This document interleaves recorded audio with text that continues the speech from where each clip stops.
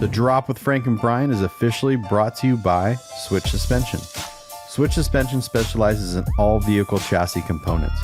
Lift kits, lowering kits, air ride suspension, wheels, tires, steering, and brake upgrades. They use all the best products from the best brands.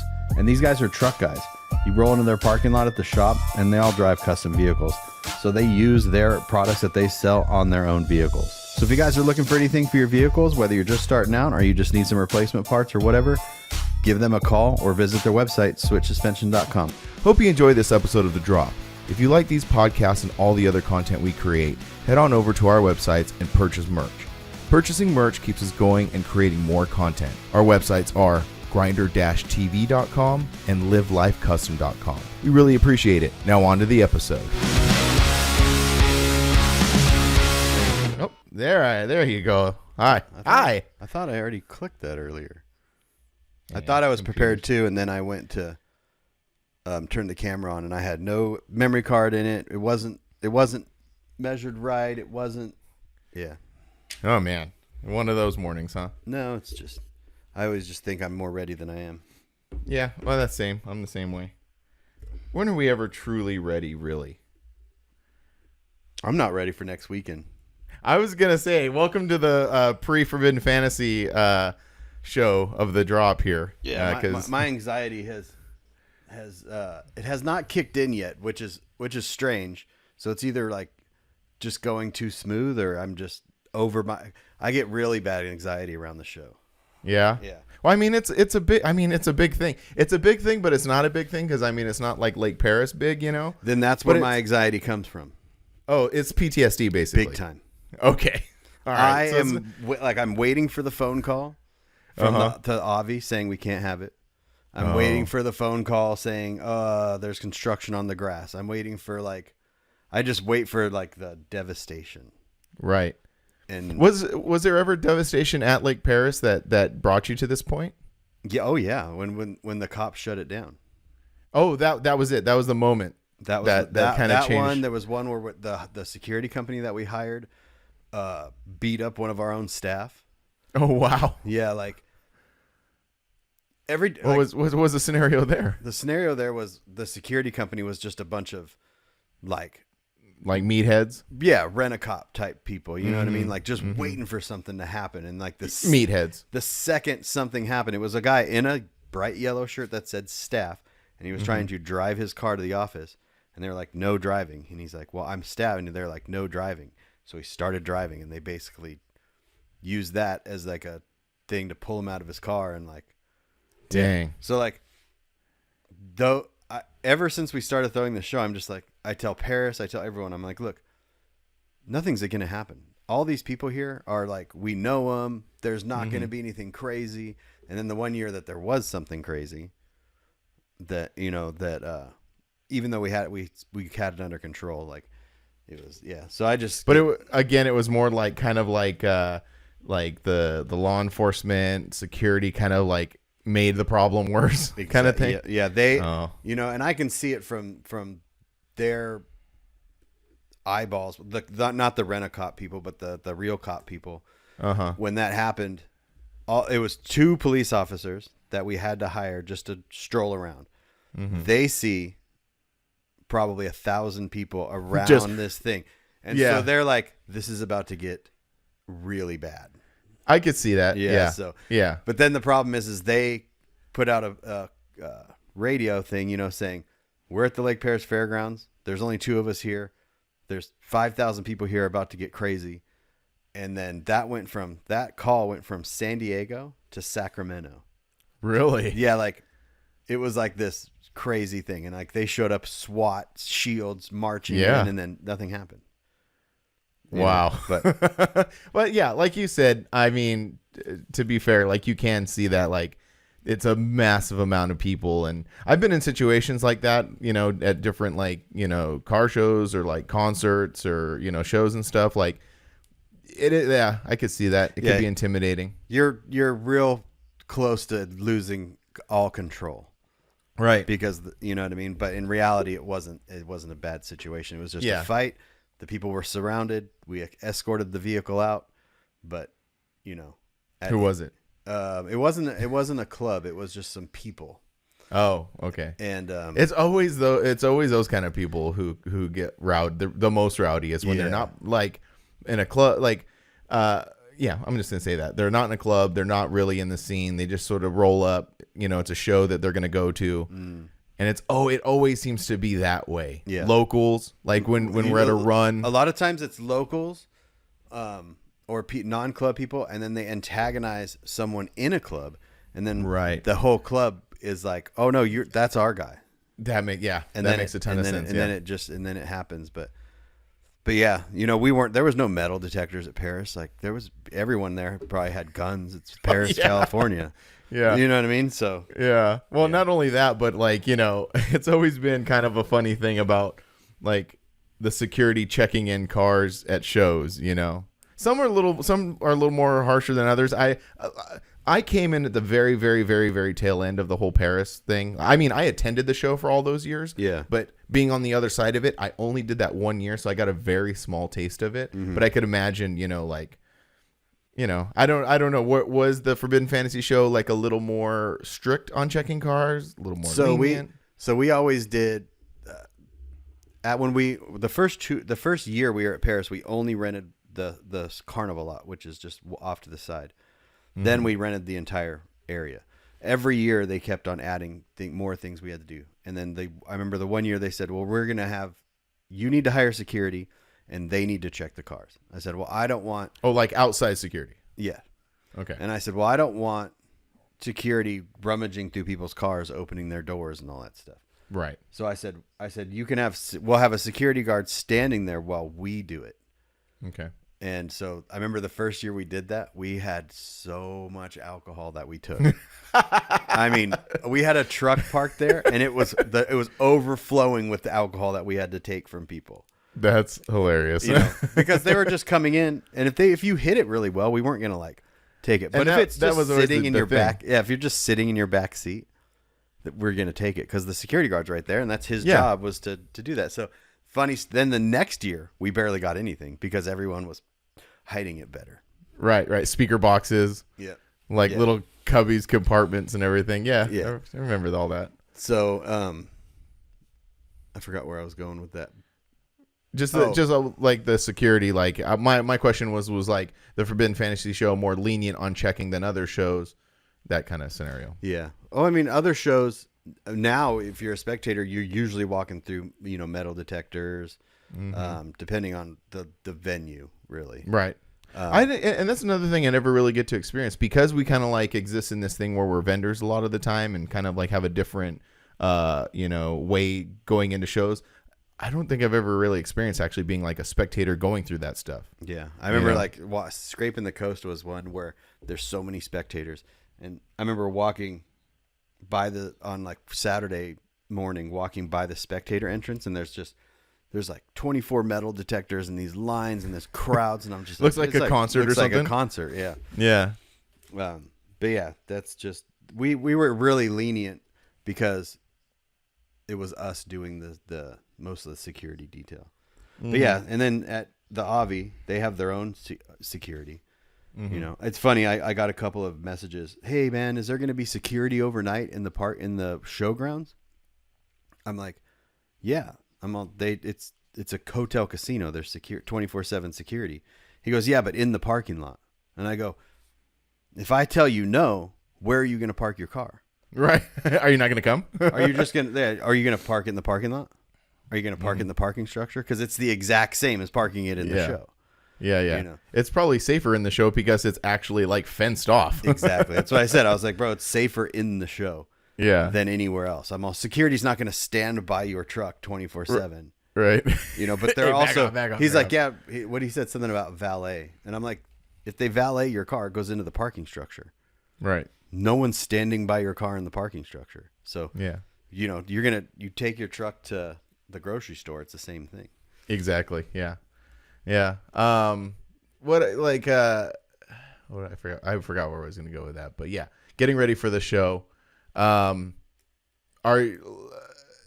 you find yourself, you say you're anxious right now, not right now, but you're getting there. Well, at what point do you just like everything's fine? Is it Sunday? Everything's Sunday fine? Morning. Sunday morning, everything's over. Everything's over, and it's like, yeah, because like I like it's a pre-reg only show, so we have everyone's money, and I'm just looking at all this money, and I'm going, okay, I can't do anything with this money until Sunday morning. Right. Not that we do any much with the money, anyways, but it's just sitting there, and I feel like it's not my money, it's not our business money, it's not our club money until the show's over with. Right. Well, I mean, that makes sense. We don't know really what's going to happen, but I mean, like time has proven, everything's probably going to be fine, you know. Yeah. Back to the whole like alcohol thing, like the whole vibe, obviously the whole vibe is different at the Avi, and even that like is different. I think as we get older and we chill out and everything, because like now we're not like, when you're young, you're like, I got to sneak this beer in because I don't want to like either buy beer there or there's no beer or whatever. And now it's just like, it's fine. They sell beer there. They sell drinks. Everything's going to be fine. Yeah. It's going to be a lot of fun. And most of the people that are there, or not most, I'd say 80% of the people that are there are hotel guests. So you can bring your staying at the Avi. So like, I remember the first year, it was the first year or the second year at the Avi, and the management came up to me and they're like, hey, there's a lot of people with ice chests here. And I'm like, yeah. And they're like, well, like we don't want people with just willy-nilly with their alcohol, basically. And I said, look, when on a normal day, like Wednesday, I said, if a hotel guest comes in, checks in, and then they bring their ice chest down and sitting on the grass area or sitting on the beach, I'm like, do you tell them they're not allowed to bring their cooler? And he goes, no. I'm all, this is the same thing. Right. These are your hotel guests.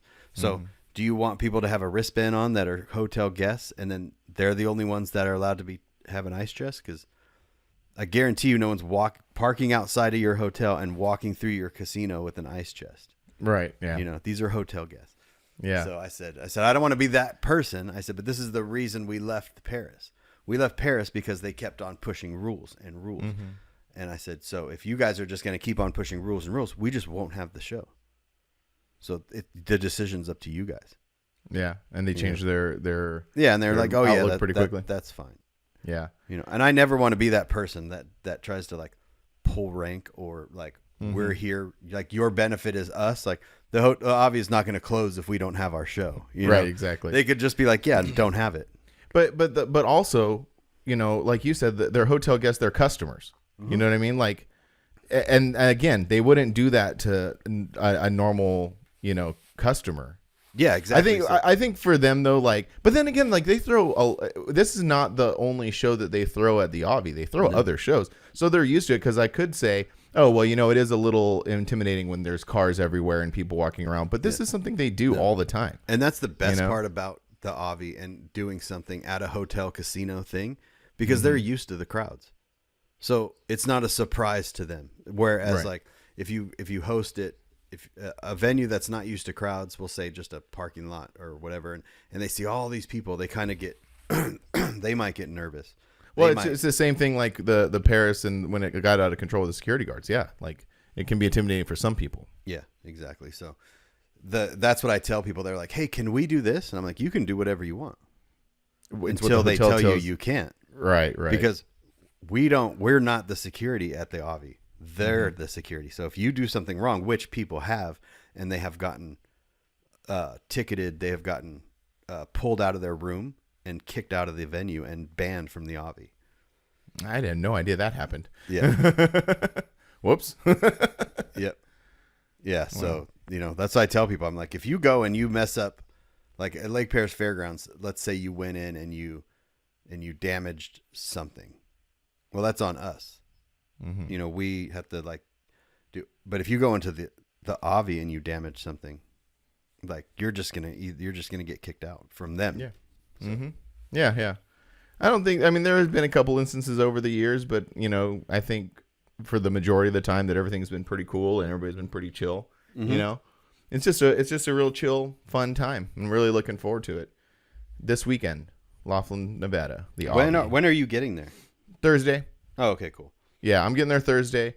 There was some question on time, but we worked that out. Angie has a softball games on Sunday, so we're gonna take 2 cars, and she's gonna probably bounce early. Okay. But I'm all set, dude. I'm super excited. I've been on it these past couple weeks picking up. I did a lot of printing earlier this year, like we've discussed before, but I was like missing a couple things, so I did some like kids prints and stuff. So, but I'm pretty ready. Cool. I'm pretty ready. Are you ready? I'm ready. Well, Because you got to be ready 2 ways. and I have to be ready early because people are flying into Phoenix. Like Tony Newman flies into Phoenix Sunday, Right. and then I'm picking him at the airport, and then we're gonna go mess around on Monday, Mm-hmm. and then Shingo and all them are coming on Wednesday. Oh, they're coming to Phoenix? Yeah, Or they're coming out here. Oh, really? Cool. Yeah. So Oh, that's rad. so like we're gonna be messing around on Wednesday. So like Man, maybe I should come out there this weekend. so like I have well Tony's staying. Isn't he staying with you? I don't. Yes, maybe. I don't know. He mentioned one thing and then Yeah. never mentioned it again. So It's so funny because maybe? he said, I talked to him on the phone and he was like, so he bought a truck and it's out here, and Mike Pruitt has it at his shop to do some work on it, and he's like, man, Mike is just the worst at communicating, and now Tony's. Because he was like, yeah, I don't know where I'm going to stay when I'm out there. He's like, Frank said I could stay with him. I was like, yeah, you're going to be your best bet is just to stay at Yeah, there, probably. you know. It is a little bit of a drive. Alan's shop is about an hour away. Yeah, that's what I told little him. over an hour away. Yeah, I said, depending on when you leave I said, if you can wait for traffic, you can make it to Allen's in 45 minutes to an hour. Yeah, I said, if there's no traffic, but yeah. So there's And all this. So I have to be basically done by Sunday afternoon, Yeah. ready to leave for the show. Wow. Just because you have all this other stuff. All going this on. other stuff. So like, I've been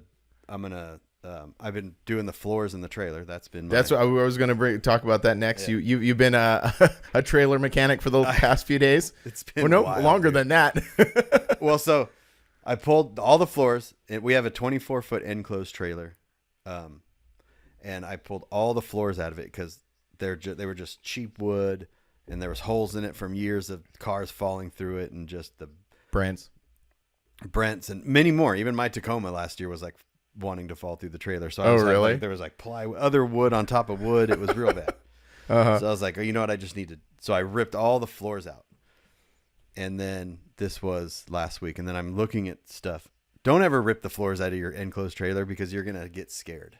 Well, so that's what I was going to ask you. What was Panda exactly fixing down there? There wasn't anything to fix. It was just me looking. It's just the way that they build these trailers is insanely cheap. Oh, yeah. It's and you look at it and you're like, this is supposed to hold a car. Right. There's no way. I'm standing on stuff and it's bending. Oh, wow. But when you do the math and you put the wood on top of all these metal rails and it just, you know what I mean, and it Yeah. the weight It's spreads out. I don't know if it's considered shear when it's on the floor, but yeah, that's like on a house is you put paneling up and the way you nail it gives it a certain amount of strength, you know? Yeah, so I exactly. would imagine the same scenario works on the floor as well. Yeah, it's literally just math. So, but there was a couple spots like where the trailer, where the frame runs up towards the tongue and then it bends in for the thing. Well, where it's bent, they just cut the angle and bent the angle. Oh, really? So there was like gaps at the bottom, and I was like, man, I mean, we've had it for 15 years, but it's never really held super heavy weight for long periods of time. So I'm thinking, if there's a vehicle in this and boost stuff in this, and it's bouncing down the road on It a could create 2,000 mile trip, yeah. So I was like, so I took it down to Pandas, and I had them just make some little gussets, and then where the D rings are, I had them put some 1x1 and just strengthen a couple things up. And then I brought it. Then I had to get the cables that go up. One of them has been broke for years, so I got that. You said replaced. gables or cables? Cables. Cables. What Cables. The back. Oh, for the door. For Yep. the door. Okay. There's two cables that go up to like a garage type spring. Yeah. Well, there's only been one cable on there for I don't know Really? I don't know how long. And so I got that fixed, and then I went and got all the wood, and then I've been working on the floors. So I'm going to finish the floors today. How did your neighbors, like your HOA and your neighbors, were cool with that, or like, or you? I mean, it's not making a bunch of noise. It's just You know what I mean? But I mean, just like, because, you know, your HOA kind of tripped when my trailer was there for a couple days. Now there's this giant trailer there. It doesn't matter what trailer it is. Like if you have a trailer, you can't keep it on the street in the same place for like, I think it's 48 hours. Oh, so you just been moving it? Or? But I don't know. It's just. You're going to find out. Yeah. I mean, they're just going to they just send you a warning. Uh-huh. You know what I mean? They're like, hey, you can't do this. And then you just, it's not like I'm going to leave it there all week. Like I'm going to be finished with it today. I'll take it down to the storage and then I'll pick it up on Tuesday probably. And then, yeah. Trailers always get so neglected. They always get so neglected. Like we put so much money into these trucks and cars and vehicles that are built, and then we throw them on the most sketchiest freaking trailers ever. You know, yeah. Because I mean, it's not like I don't think anybody does it on purpose. It's just one of those things you don't think about. But then if you do think about it, you're like, maybe we should really take care of this thing that these vehicles are going. Oh on, yeah, you know? I mean, you see it every year when people are going like. You'll see it on Facebook or whatever. Mm-hmm. People are blowing trailer tires. Yeah, wheel bearings. Yep. Yeah. No one takes care of it. So like you should every year get your trailer serviced. Oh yeah, my local tire shop charges $65 an axle to pull the wheel off, to pull the bearings out, repack them, and put them on. Yeah.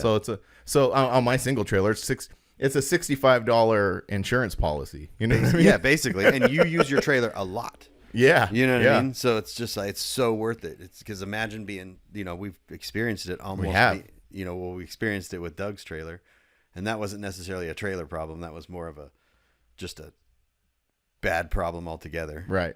Well, even my trailer, when we bent the axles on it. Yeah. Or the axle.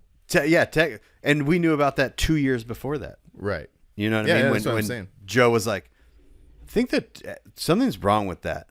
And it's like that was the same year, because now that I think about it, that was on the way back from LST is when he said that, and then the axle then it totally went to crap on the way to Mini Nats. Well, no, it was the same on the way to Mini Nats.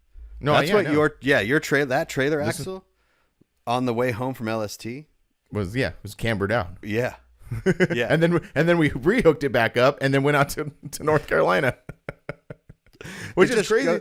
It just goes to show you that they're even broken, they'll still work. Yeah, that's the other thing. It is just a set of tires on an axle. Like, there's not too much going on. Yeah. But you know what? It's the time. It's the time. Like that to me. That's the biggest thing. Is like you could have problems and there are easy fixes in reality, but the time it takes to do it, or even the inconvenience of like even if like blowing out a tire, you still have to pull over and change the tire. I don't want to do that. I'd rather. You know, do the little bit extra. This is funny, me saying this, by the way. Yeah. Doing a little bit extra to make sure that doesn't happen. That's because you experienced the possibility of the inconvenience of far away from home. Right. And that's sort of steers into almost your like mind. Scared you to like be prepared. You're like, I don't want to be stuck in Texas or North Carolina.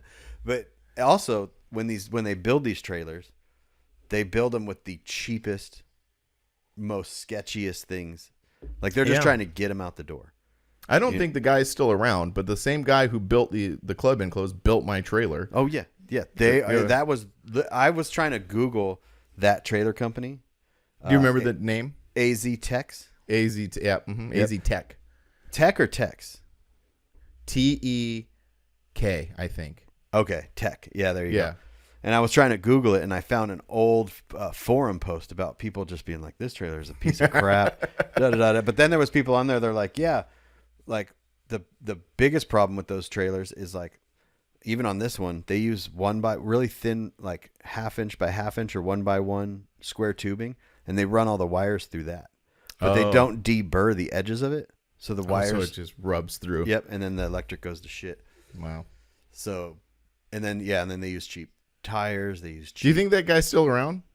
No, that company's. Do you think that guy? Gone. No, well, let me rephrase that question. Do you think that guy's listening right now? Because that guy was a mini trucker. He was from Spectrum. Yeah. And to be fair, when I bought my trailer, it cost me $2,200. That's the thing, right? So you're getting what you pay for. Yeah, no, definitely. But even when you go buy a nice big trailer, like a nice expensive trailer, mm-hmm. it's under the same stuff underneath it, you know. Mm-hmm. But it would be because we had a 32-foot Carson which was a real nice trailer, but it was just so big.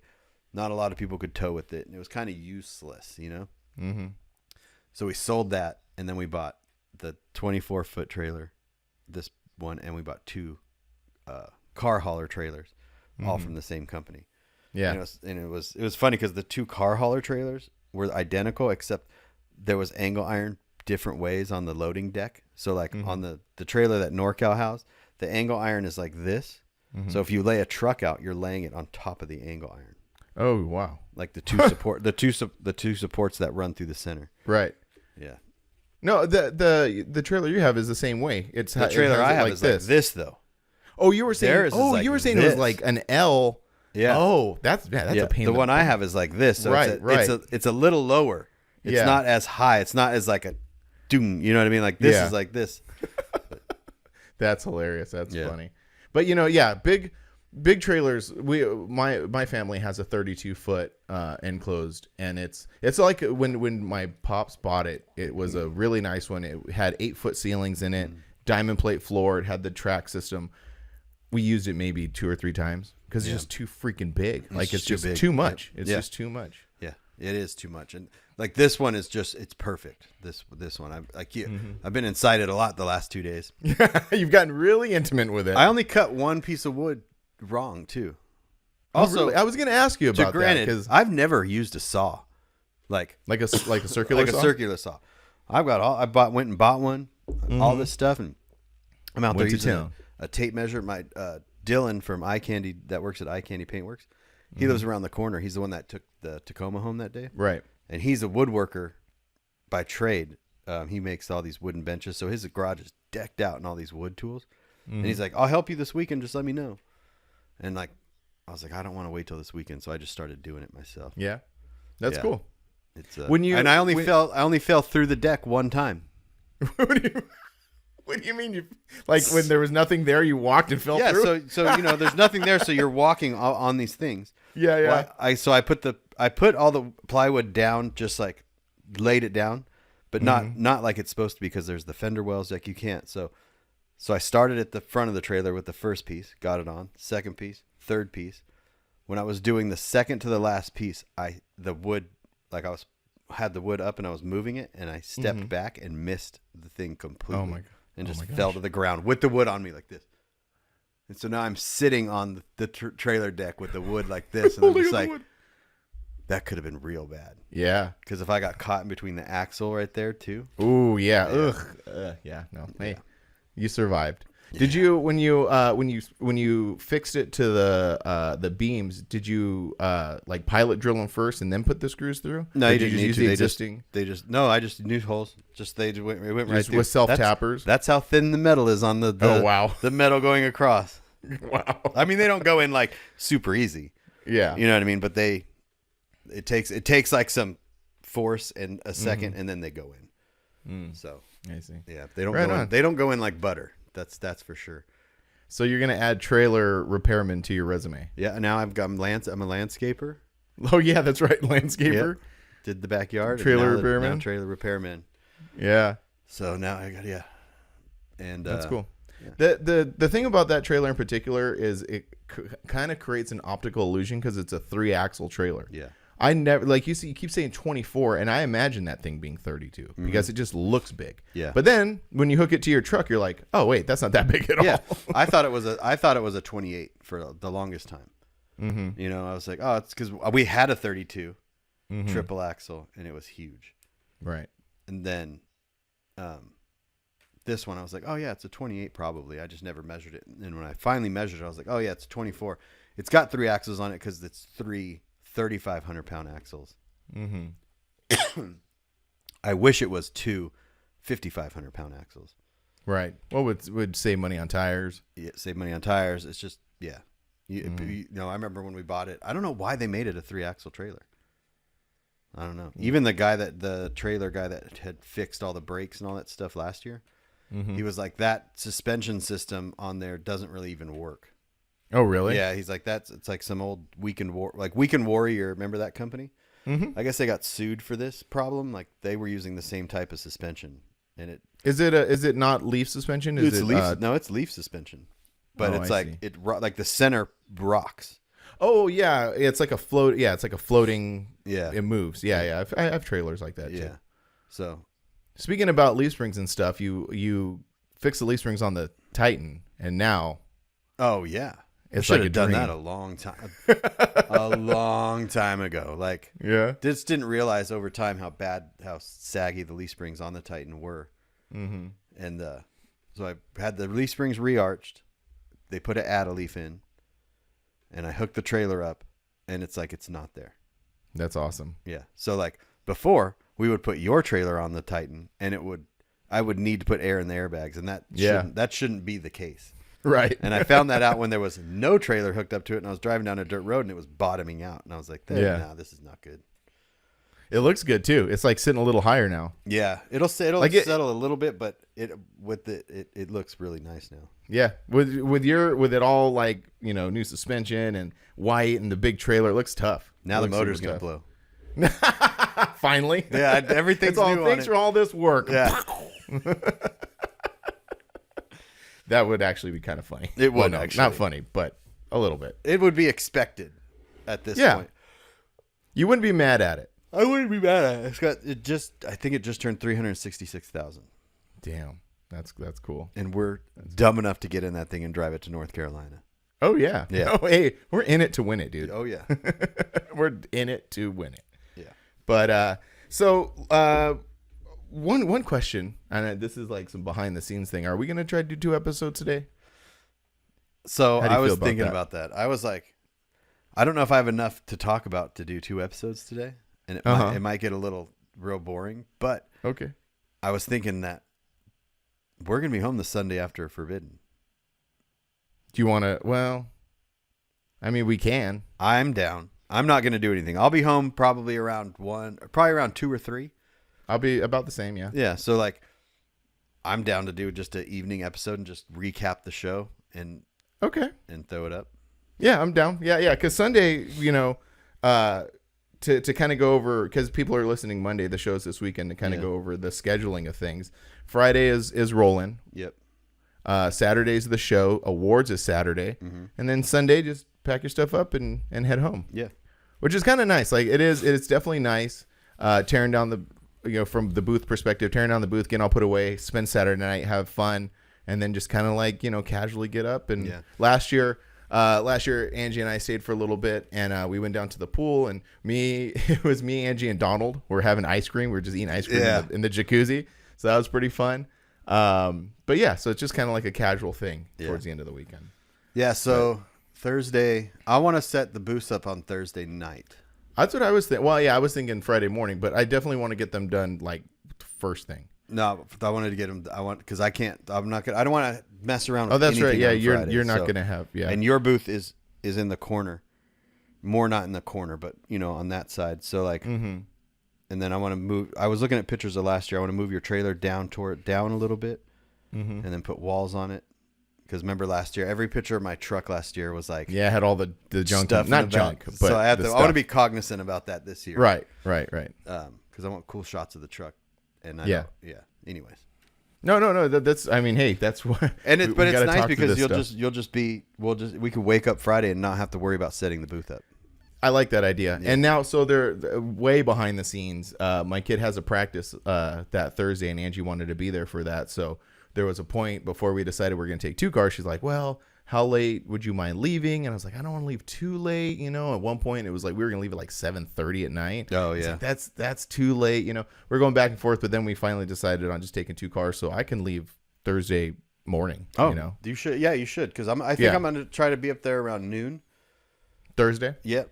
So Okay. yeah, you should get up there. We'll just hang out and just like make it more of like a chill setup day and get everything. I think that'd be nice. Yeah. Because like one thing, going back to the like kind of like more condensed schedule. Because at one point in the beginning of the Avi, we were like Friday, Saturday, and then we were doing awards on Sunday. So we were even setting up the booths on into Sunday a little bit. Yeah.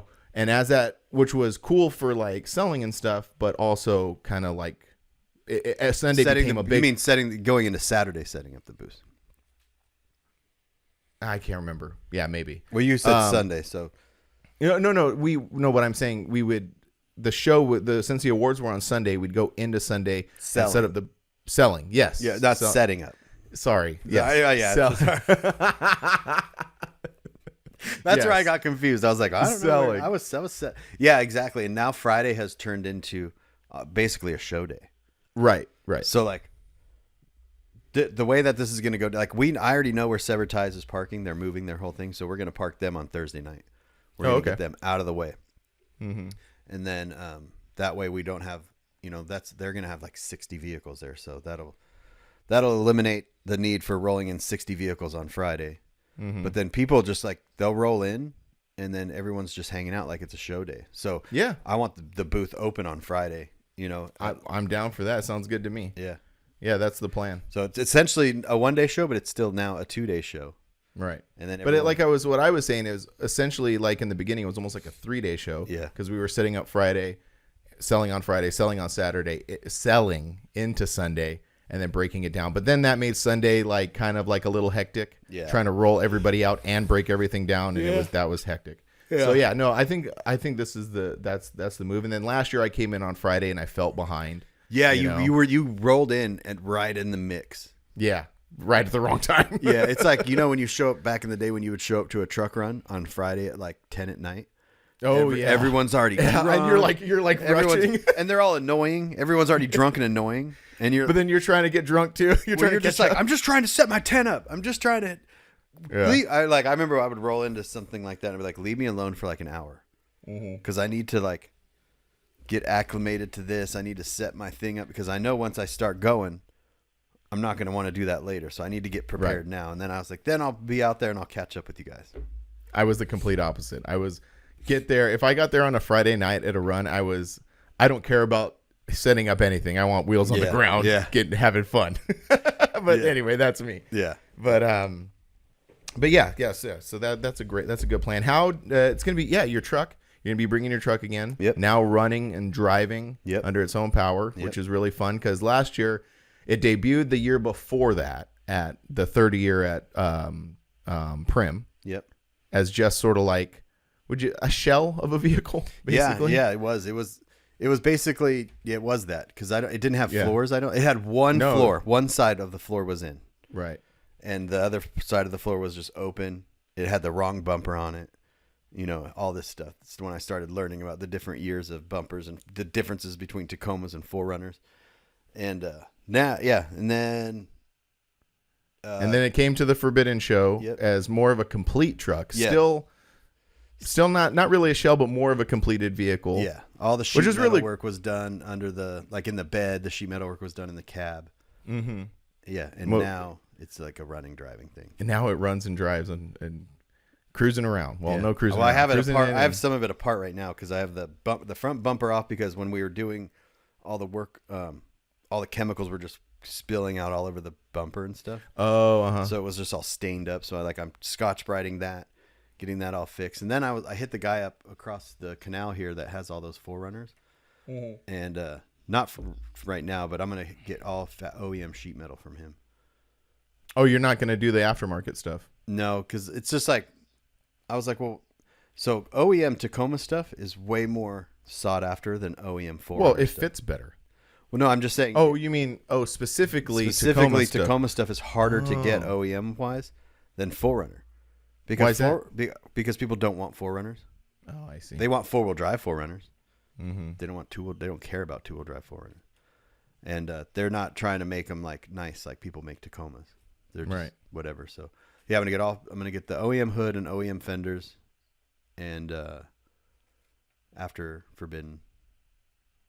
Yeah. Yeah. Anyway. No, that's cool. Yeah. No, it'll be cool to have your truck there again. What else was I gonna say about that particular thing? Did you tell Angie she has to drive the 4Runner up? I asked her if she wanted to. She said no.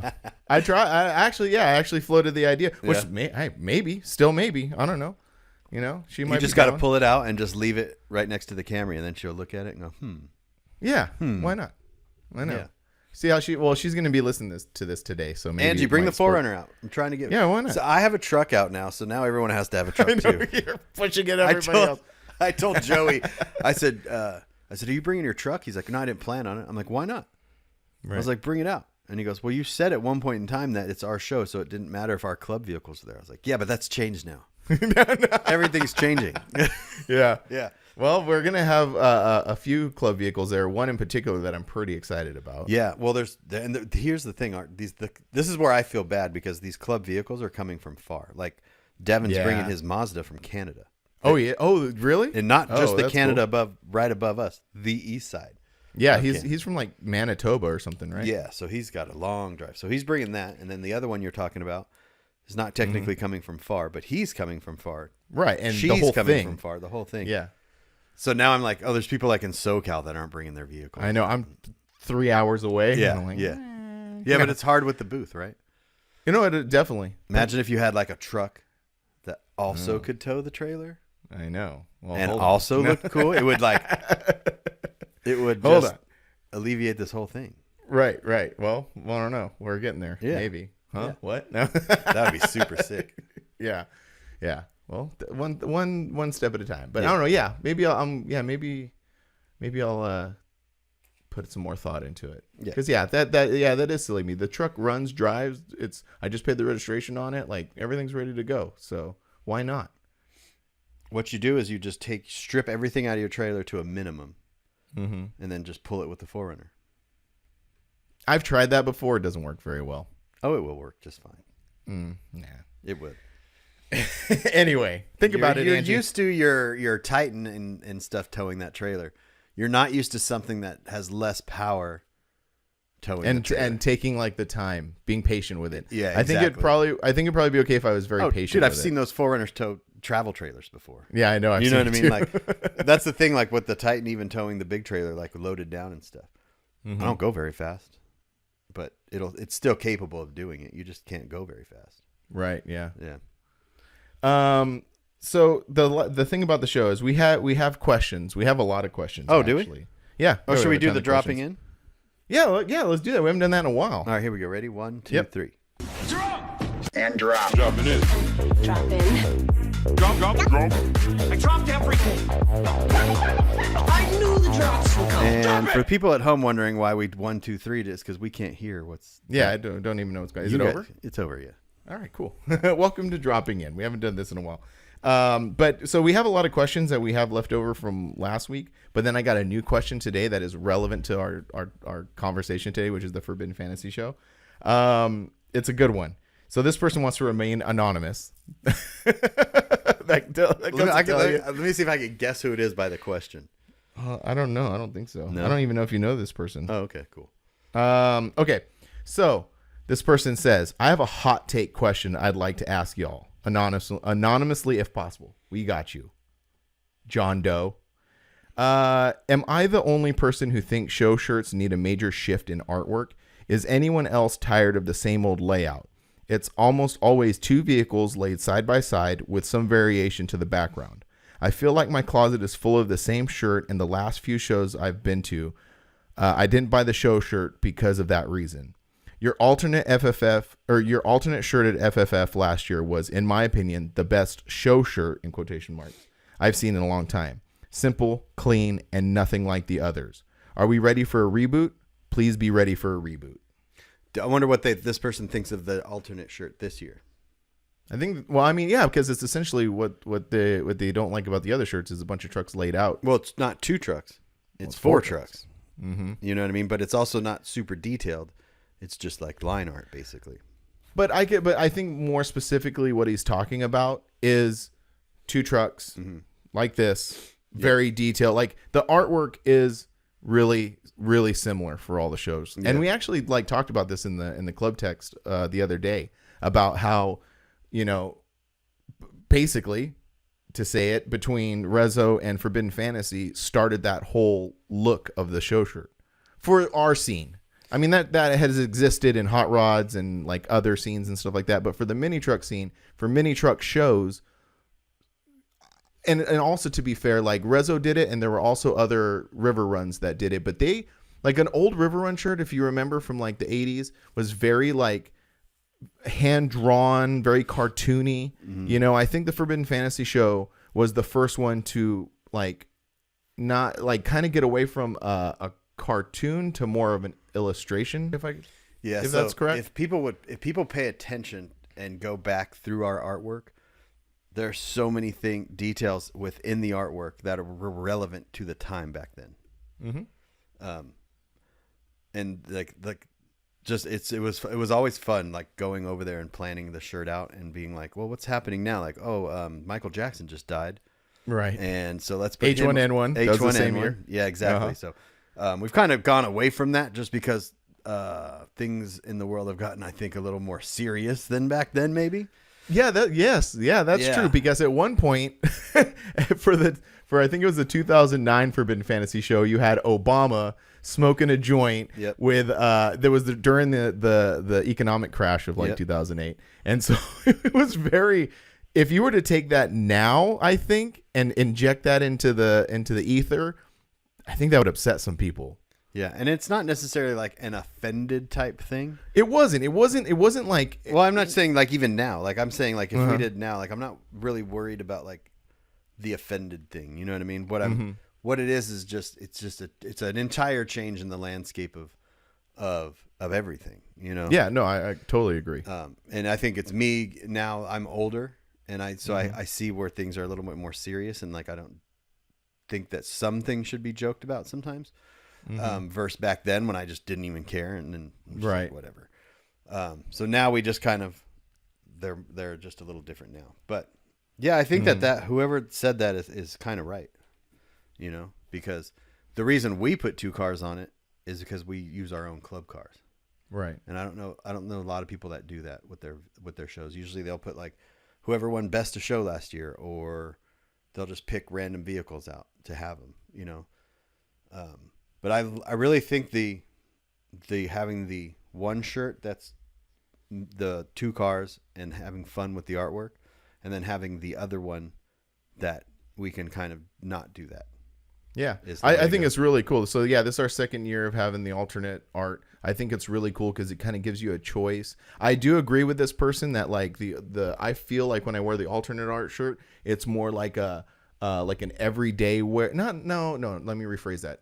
It's like a thing where I can wear it and not feel like I'm wearing a show shirt. Yeah, I think the show shirt is one of those things where it's like you have the show artwork, and then that show artwork it represents that year of the show, and and you can use it on the awards. You could use it on banners like that. It's more of like that the thing you got because you went to the show that year.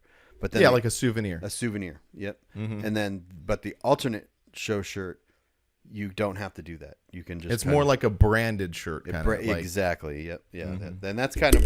Whoa. Sorry about that, everybody. Yeah. I just hit the microphone.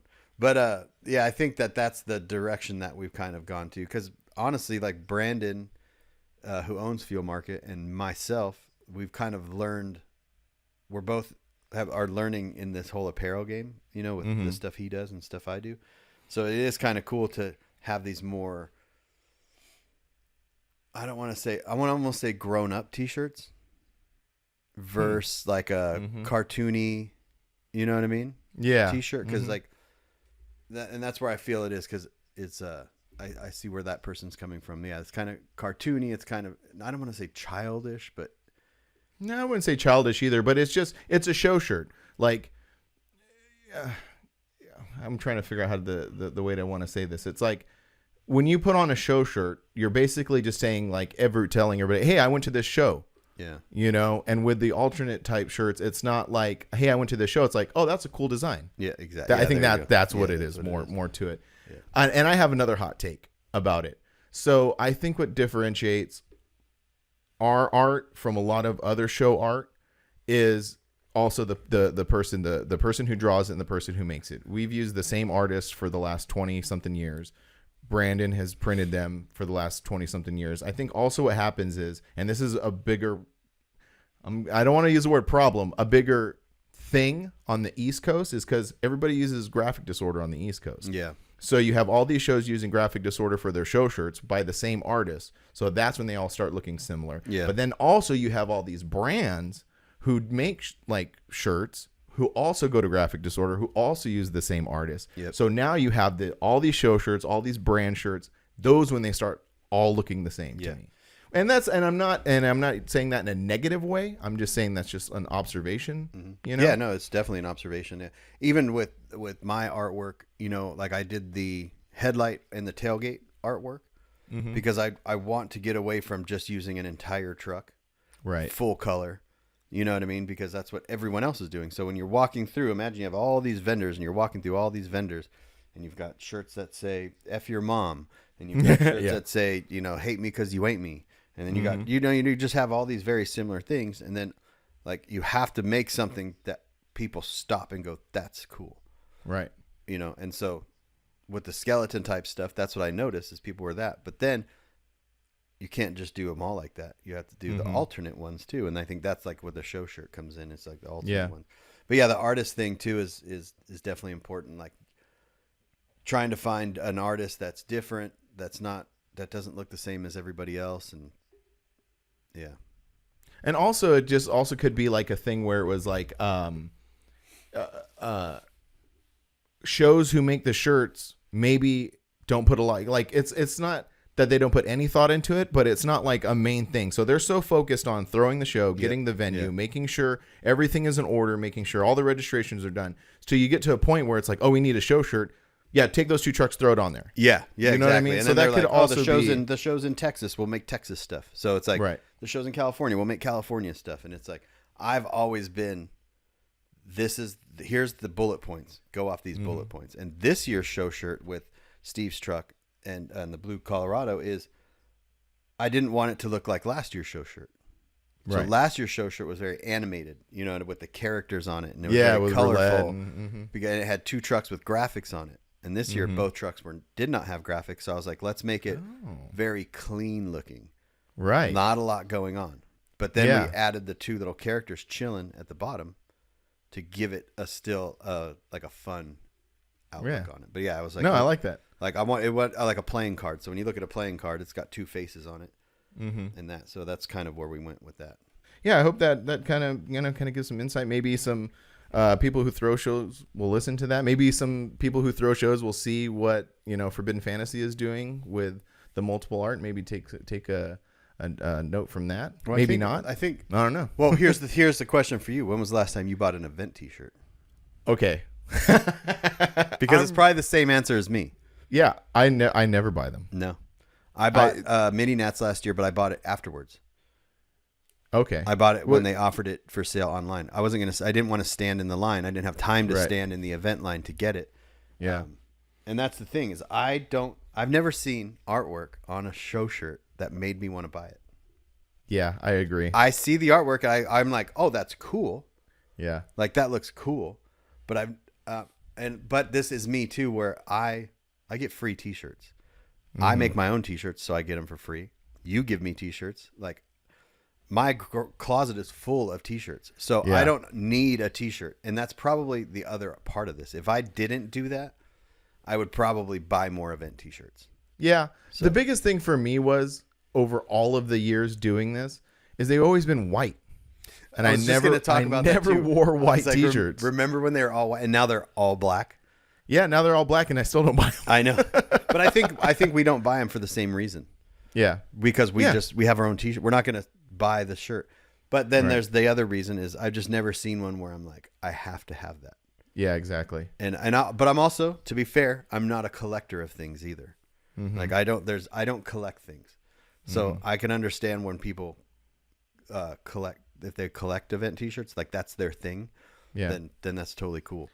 And I guess I do collect those because I still in my shop on the wall I have hung up from like 2008 to about 2012 up in my shop that I have hanging up for Forbidden shirts. So, and I always end up with them somehow. So, I mean, I guess I do, but I just don't wear them.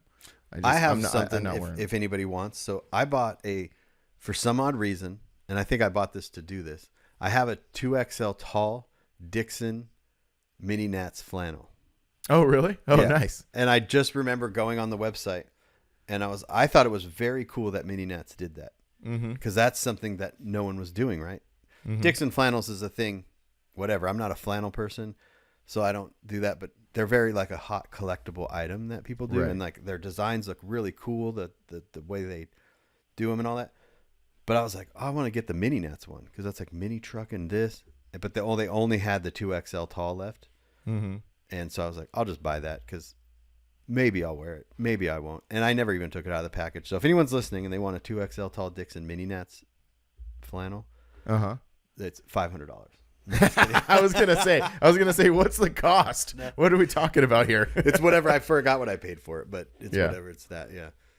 And that's one thing like that. That is so back to what this person says. You know, kind of maybe do something different outside the box. Like like that's what Mini Nats was doing. They did those special edition Dixon ones. And you know what I do like to get is I bought a Mini Nats hoodie. Oh, okay, yeah. So I think hoodies are cool.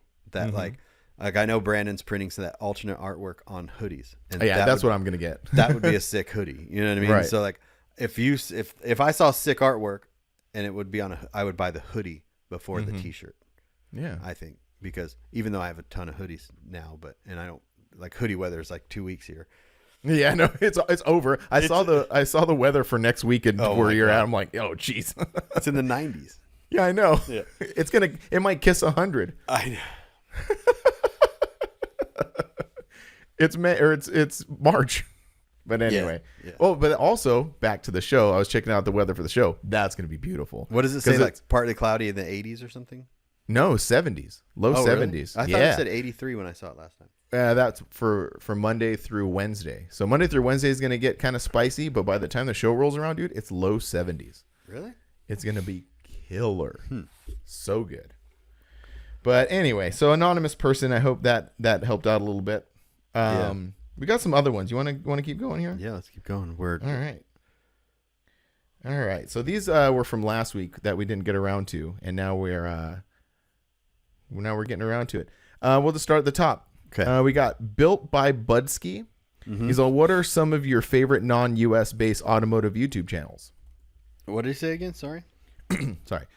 What are some of your favorite non-US based automotive channels? Oh, non-US based. Non-US based. I don't know. Can we put a note in that and get back to you next week?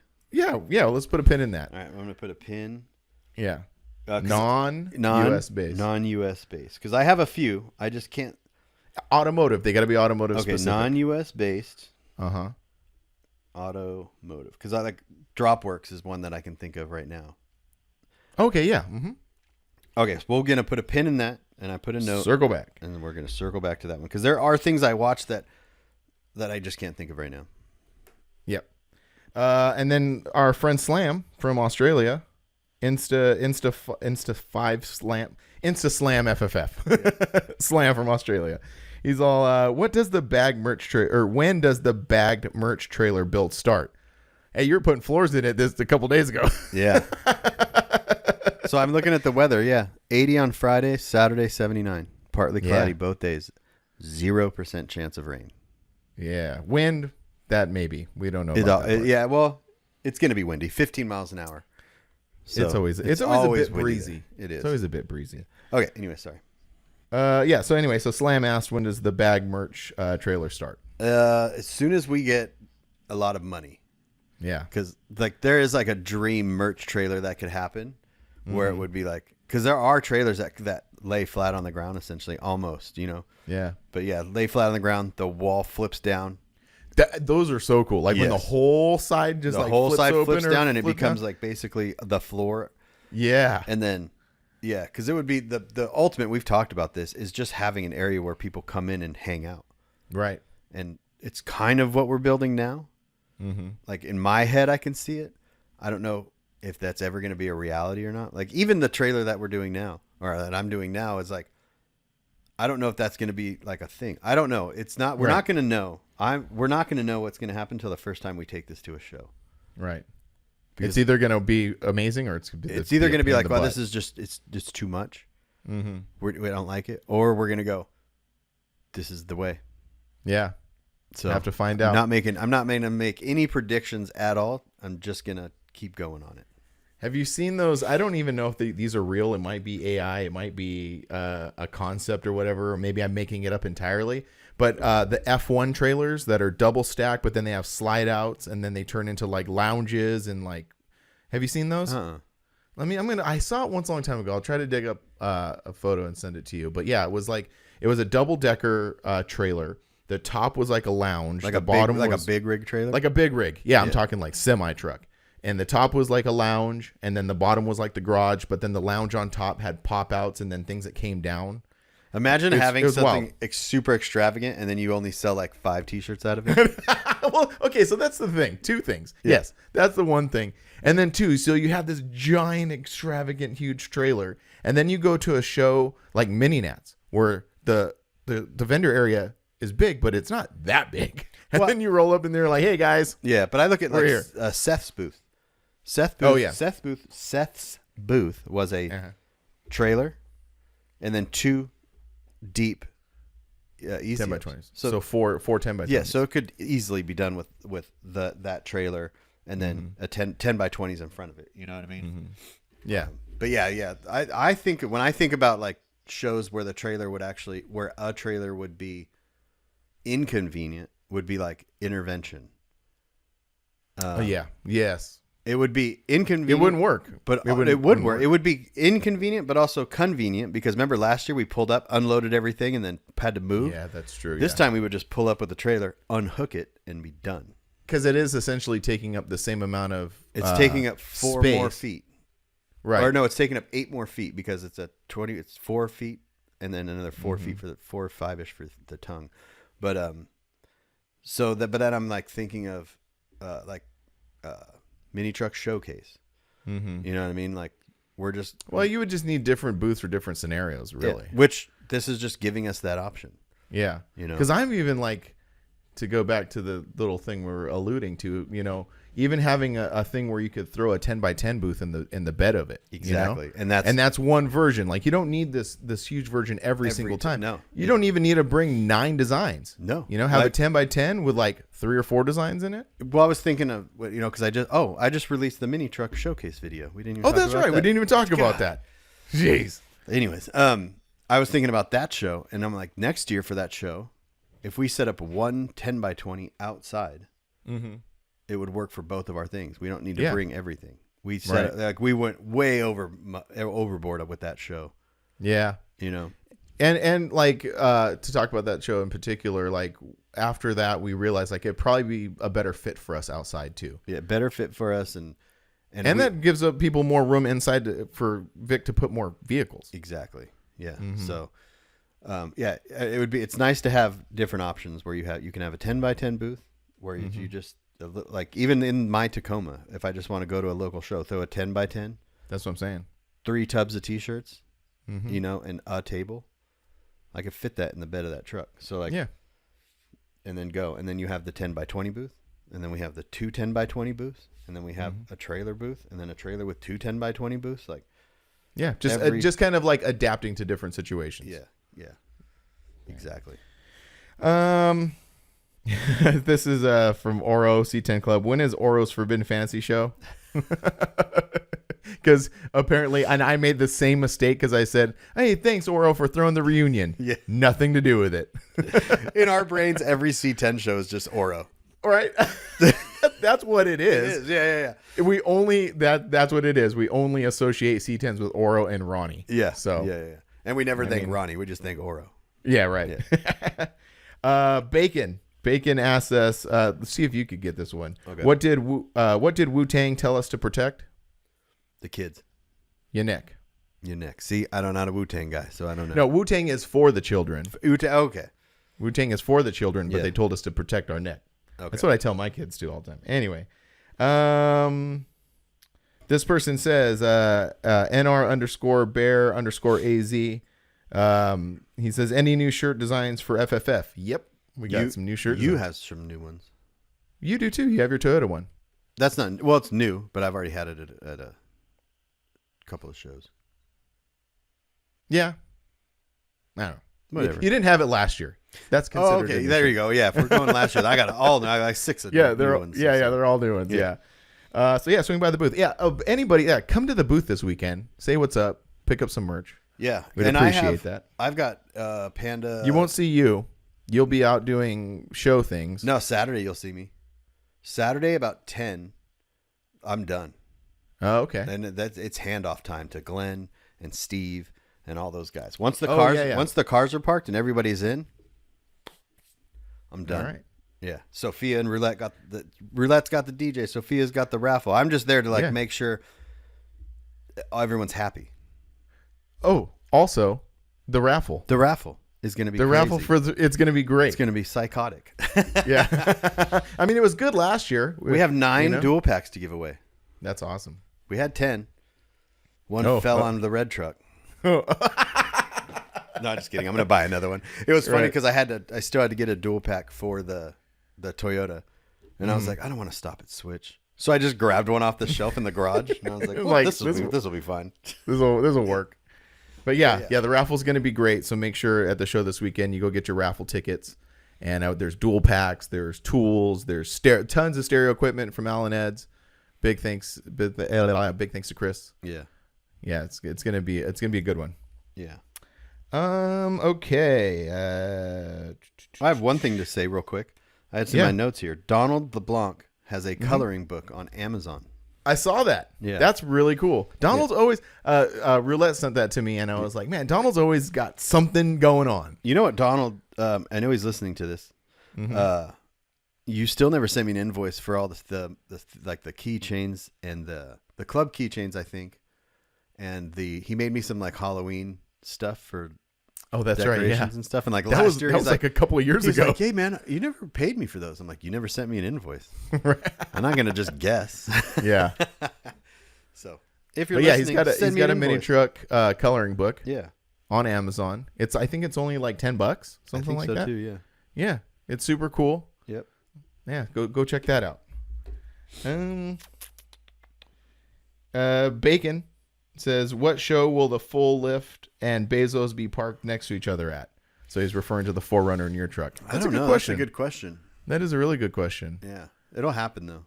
Yeah, for sure. Yeah. We have a lot of like probably like unfinished business. Well, no. Or you're not going to that one, huh? No, that's my anniversary weekend, I think, again. Yeah. Wait, no. I don't know. There's some. Oh no, I'll be on my way to Hawaii. Oh, okay. Because it's later in June, right? No. Or is it July? It's in June. It's in June. You can't, all over the place. Here's the thing. You said you can't go to Slow Down because of Hawaii. Oh, that's right. Okay, yeah. Slow Down. So maybe that'd be probably unfinished business. I'm sure there's something going on that I'm not going to be able to make it. No excuses, Frank. It's a local show. We got to go. I know. Also, Bacon. Bacon. He comes through with the questions. Oh yeah. And then we'll jump. We'll do this last one, and then we'll jump over. Because this is funny. Because Bacon asks, how giddy was Brian when he parked his truck at the show? We talked about it last week. No reaction. None. Just nothing. I'm editing the video right now. My reunion / whatever driving the Tacoma video. Yeah. And I used my phone to record myself driving the truck. And I'm just like, stoned. Yeah. Not stoned, but stoned face. Yeah. Yeah. You will see my reaction of a genuine fun reaction when I drive that truck when the interior is 100% completed and it sounds like it did before I took everything apart. That's right. where I'm going to be happy because that's was my happy point. You know what I mean? My happy point is when everything's in its place and it's all working. Yeah, no, and that's exactly what it is. Because even you driving your truck in that moment for the first time, there was still, like you said, you were just like driving it, things are rattling, it's just you're not in that zone yet. And I also don't show that on camera. Like so, when Tanner sent me the video of the door chime, when you put the key in it and it was the door chime, I was so happy. I was like, oh, "There's power to this thing." And then like when it was running, like. I was like, there's no, like these big feats, like when it was all together and like I showed up and it's just laid out in Panda's shop. And it's just like, so the next big thing is going to be when the interior is all in it and everything's, all the buttons are working and things aren't falling off and stuff. And actually, if you go back and watch the Tacoma videos when all that stuff is happening, you can see it in your demeanor that you're stoked. Yeah. You just show it differently. You're not like, you don't get giddy. No. But you could tell. It's also spending a lot of money makes my emotion kind of go backwards. Yeah, that's true. Yeah. Okay, next one we got Country Graphics. He says, "You guys ever come to Canada for shows? We used to all the time." What shows? Because I want to go back to Canada and bring the Tacoma when it's all said and done. And all of our members are in Alberta, right? So they're Calgary, Red Deer area. What show would be worth? And I say this because it is a long drive. It's a lot of money. Can't necessarily take the booth up there. You know what I mean? Like we can take a little bit up there or like get away with a little bit. But like what event would be worth bringing the Tacoma to, coming up there, and then getting the club up there to like also come. Right. You know, well, and that's why we used to go to Canada a lot, because that's why it was worth it, because the club would throw a show. Yeah. We would go up there and all of the Canadian people would be there, and it was for a few years, it was a thing for like US members to go there. That was like like an accomplishment. Yeah. As a US member to go there and hang out at the show. Yep. You know, and then when they stopped doing the show, that reason kind of like went away. Yeah. You know? Exactly. Yeah. So yeah, that's so when you say worth it, that's what you mean. That's you what I know? mean. Yeah, I want to. Is the experience worth it? Not the quality of the show necessarily. Yeah, I don't care if the show's in a parking lot. Whatever. That's what I I'm just want to saying. make You sure want the that experience. that everybody's there. Yes, the experience is worth it. Yeah. So yeah, so hopefully, well, maybe you know what, Rich, get off your freaking butt. And Rich is a busy man. I know. I'm just kidding. And in fact, I'd rather it not be a club show because then that's true. you know. Well, okay. Let me rephrase this. The Canadians, get your crap together and say you're all going to a show and make it a thing. Or someone else in Canada. I know, like the JD, those guys, they throw a show in Edmonton. You know what I mean? But I don't know how long they're going to be throwing that show for. I don't know any of the details on it. So I'm just giving everybody a little crap. yeah. But it's fine. Let's see. I don't know. Oh, that's my kid outside. I'm making her do chores today. Oh yeah. Yeah. Well, I make them do chores all the time, but never mind. They're doing extra chores today. They got in trouble. Busted. Busted. So K Faring, Kenny, Yep. asks, you get to go back in time to one mini truck show. Which one do you pick? Damn, that's a good question. That's a good question. One that we've been to, or that's literally the next thing I was going to say out of my mind. One that I've been to, or one that I haven't been to. Yeah. For me, one that I've been to that I had so much fun at that I wish I could go back and relive it is a West Coast River Run. Yeah. West Coast Nationals River Run. Yeah. One that I wish I could go back to that I never went to that I could experience was a late 90s river run. Yeah. So I got to experience those. Right. Those and they were fun, and I would love to go back to one, you know, and experience it again because, you know, just knowing everything now and all this stuff, just going back. But I think one that I never attended that I would want to go back to would maybe be like an indie truck bash or something on the East Coast. That one of the ones that like set things off back there. Yeah. Like just because out here they're all, you know, I went to all that stuff. They're very similar in experience. So maybe it would be something like that. Well, I only say the late 90s river runs because I came into the scene, you know, in the early 2000s, and all the old heads would just, and it's the same thing as always, like, oh yeah, talking about the old times, they were so great. But listening to those guys talk about it, I wish I would have experienced it. Yeah, and you kind of did. I mean, an early West Coast Nationals. You went to Parker, right? Yeah. Okay, so if you went to Parker and you for West Coast, it was very similar to the late 90s river run. Right. I'm just talking about more of the wild stuff that happened. Oh, before cell cameras. phones. Yes. Yeah, that's what I'm saying. Yeah. That would have been. Yeah. I would like to experience that. Okay. Nissan underscore Nissan.central.official. Yep. That's our homie from AZ. Will you two ever host a show here in AZ? I'd love to hit up the one in Nevada. Always falls on an outage. I think because that's like he's talking about his job.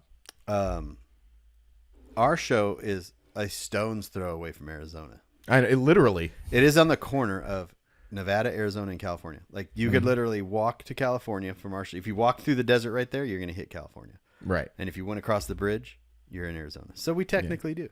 Yeah. Yeah. I think But not in the greater like, Phoenix area, no. Right. I think that's what more specifically he's saying. And probably not. I don't think Forbidden Fantasy is interested in throwing Anything multiple else. shows. No, yeah. no. This is it. Just that. Just this Just one. that. So just make it work, man. Tell your work, you know what? I'm out of here. Yeah. No, don't do that. Just because you quit. might get fired. Quit.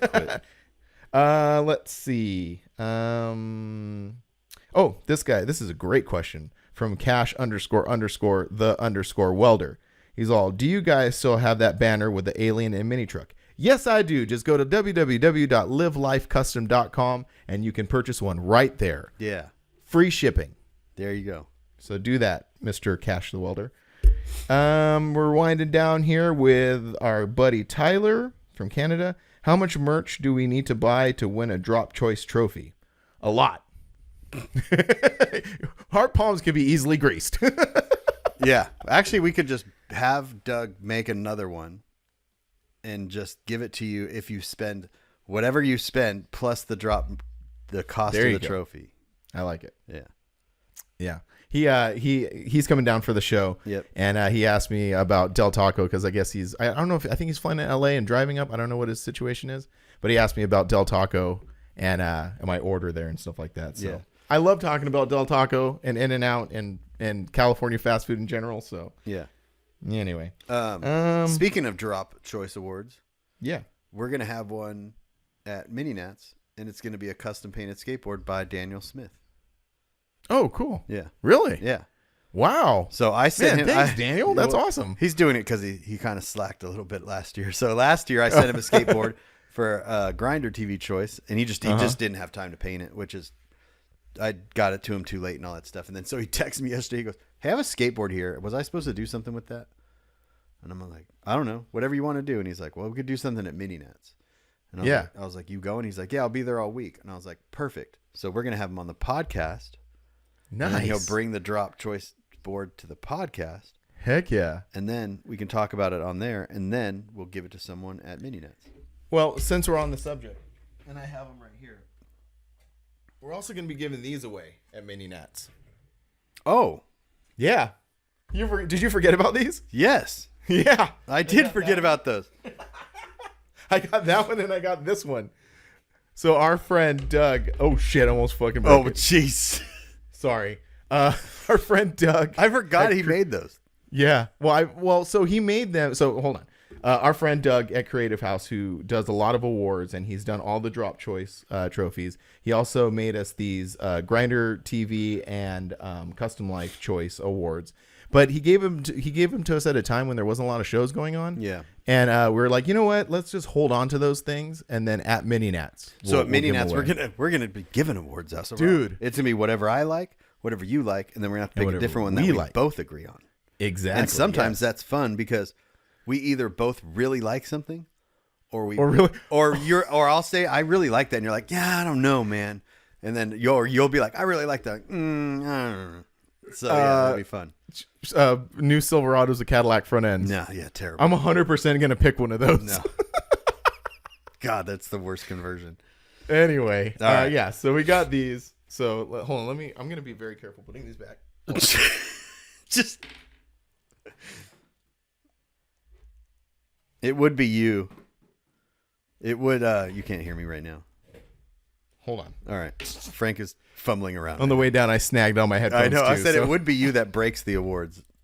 Well, I mean, one of the very first trips we took with That's Doug, why I said that. I 'Cause you broke some awards. We made it all the way there too. We were Yeah, there. we were at the in the hotel. Yeah. and you stepped on one. And it's like, Yeah. and well. Doug, after Doug's trailer was destroyed, I don't think he cared at that point. No, But- he was probably a little more upset at me. Well, all right. Let's see. Oh, let's finish it off with this one. Because speaking of awards and drop awards and giving stuff away, this is Juicy Details AZ, who owned the standard cab we gave the last drop award to. Sick, yeah. Yeah. He just asked, how's the taco running? I went out in the garage the other day, turned the key, and started it up. Nice. So it's nice that I can just do that. You know what I mean? Yeah.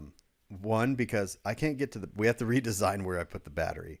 I was going to Because ask you about that. We didn't really pre-plan that out very well. It basically literally needs just to be either flipped upside down or on its side, or we just need to be able to remove it.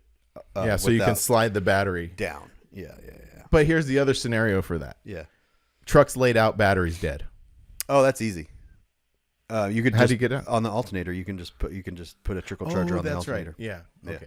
All right. That solves that problem. The truck that I'm more worried about when the battery dies is the Titan. Why? Which it did die the other day. I was getting gas and I jumped in the truck and I went to start it and it was dead. And the battery cable had like come loose a little bit, so and it started right up.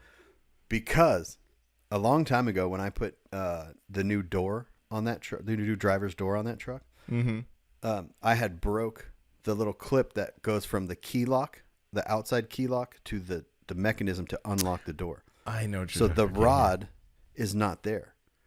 So the only way to unlock that truck is with the fob. If that battery dies and you put a key in there and you turn it, nothing will happen. Wow. Yeah, that is a problem. Yeah. And you can't open the hood because the hood latches inside the truck. You can't open the hood because the hood latches in there. So I'm just like, I need to get another door key mechanism for that and fix it. Yeah, that's an issue. That is an issue. Well, all right. Well, that was a good episode. Yeah. Yeah, we went. And then hour and 20 minutes. Yeah, and then next week will be the post FFF wrap up. Yeah, and hopefully that goes well because we know we have a track record of doing stuff right after shows. But then again, those shows are like long traveled shows and exhausting. It'll be chill. Yeah. It'll be fine. It'll be fine. Yeah. So if anyone has any questions, like if you went to the show, if you didn't go to the show, and if you have any questions about the show. But they wouldn't know to. Oh yeah. Well, they would have to put those questions in Sunday morning. Yeah, get them in. Yeah. So if you went to the show and you have questions about the show, send them to the Drop Instagram on Sunday morning. Either tell us that you had an amazing time, tell us it sucked, tell us what we could do better, tell us anything that you like. If you didn't like the food in the restaurant, yeah, that's it. All right, cool. livelifecustom.com, grander-tv.com. Yeah. And also, we have our, I thought about this the other day, we have our title at the top of every episode, which is from Switch Suspension, but we just want to thank Switch Suspension for always helping us out. Yeah. And if you haven't, go subscribe to their newsletter because they have a newsletter that literally comes out every week and you can get deals. Yeah, they got that going on. Yep. Go watch their videos. Yep. J. Cole is freaking killing it on their videos. They have a big announcement coming soon. So keep your eyes peeled or ears peeled for that. Oh, and if you're going to be at the Forbidden Fantasy show, we have a big announcement too. That's right. It's a very similar announcement that the Switch one. So, and I think it's about the same time. So maybe next Sunday we'll be talking about the big announcements. We will. Both. We will be talking about it for sure. Okay. I'm really excited. So tune into those. All right. Anyway, we'll see you next week. Bye. Bye.